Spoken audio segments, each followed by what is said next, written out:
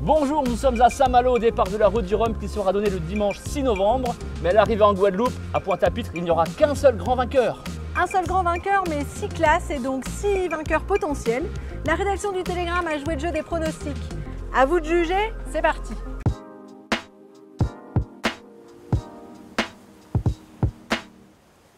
La catégorie ultime, la catégorie reine de la route du Rhum, la Ligue des champions de la course au large. Il y a 8 bateaux sur la ligne de départ.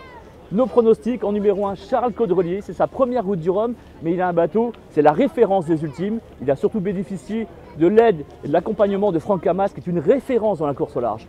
En numéro 2, même s'il ne s'est pas beaucoup confronté avec ses adversaires, on mettrait bien François Gabard et son bateau un peu futuriste, le fameux SVR Lazartigue. En numéro 3, on a envie de miser sur Armel Lecléache, qui revient après une route du Rhum très difficile il y a 4 ans. On se souvient qu'il avait complètement perdu son bateau. Il revient avec un bateau tout neuf, avec une grosse motivation et un esprit de revanche.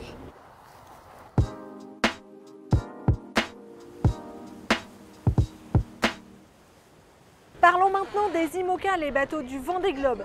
Ils seront 38 sur la ligne de départ, dont 7 bateaux neufs.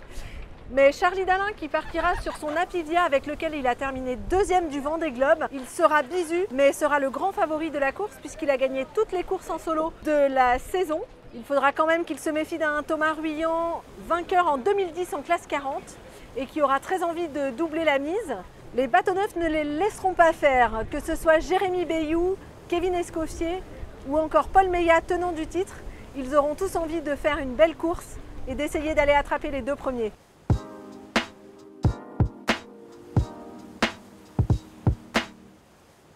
En Ocean 50, la catégorie des trimarans de 50 pieds, il y a 8 concurrents au départ. Presque tous peuvent gagner, mais nous avons choisi comme favori Sam Goodchild, juste derrière nous. Le Britannique a remporté les 2 courses disputées en solitaire cette année. En deuxième position, Erwan Leroux, qui a déjà remporté la route du Rhum, il connaît le chemin. Et enfin, en troisième position, Sébastien Roch, vainqueur de la Transat Jacques Vabre l'an passé.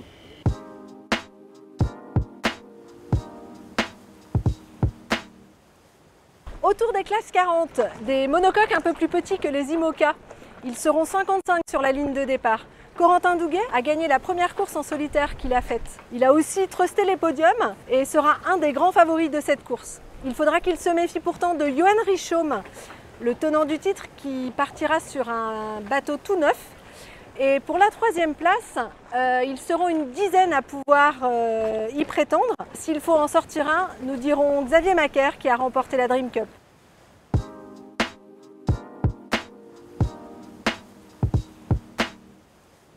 Dans la catégorie des Rhum multi, on a un peu de tout, des professionnels, des amateurs, des anciens bateaux, des bateaux récents. Vous voyez qu'il y a des catamarans, des petits trimarans. Ça va dépendre quand même beaucoup de la météo. Comme favori, on a choisi plutôt Marc Guimot et Loïc Escoffier sur des gros catamarans. Et pourquoi pas l'Israélien Oren Natav sur un trimaran très solide.